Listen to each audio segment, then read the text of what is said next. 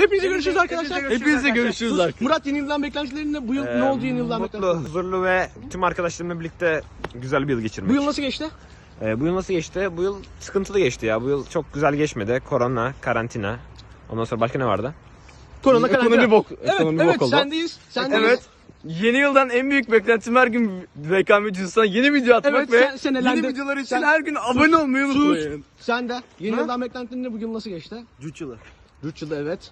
Yeni yılda ikinci cüç yılı olması lazım. Tamam. Aynı sorular. PlayStation 5'imin olması, PlayStation mutlu huzurlu 5 mi? olması. Mutlu huzurlu dedi. Cürve. Cürve evet.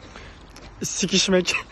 Abi kısaca money. Evet, o parayla onu yapmak. Efsu gel buraya. Gel kaçma gel. Efsu, bu yıl nasıl geçti yeni yıldan beklentilerin ne? Batak'ta birinci olacak mısın Efsu artık? Asker ekmek. Efsu araba alıyor mu? Sana. Evet, benim yeni yıldan beklentim ne? Bilmiyorum. Yeni yıl hepinize hayırlı uğurlu olsun. Evet. Beklemede kalın, çok yakında haber videomuz gelecek. Takipte kalmayı unutmayın. Kapanış yap, kapanış yap. Yakında Murat'ın Kapanış yapın, kapanış yapın. Dur gel. Hepinize merhaba arkadaşlar, kapat. after credits olarak Murat'ın bisikletinden sonra benim bisikletim. Karı istiyorum karı. Sakın bu videoyu izlemeyin. Murat'ın bisiklet tanıtımından sonra benim bisiklet tanıtımımı yapıyoruz. Yeni bisiklet Bu dünyanın arada- en pahalı bu bisikleti. arada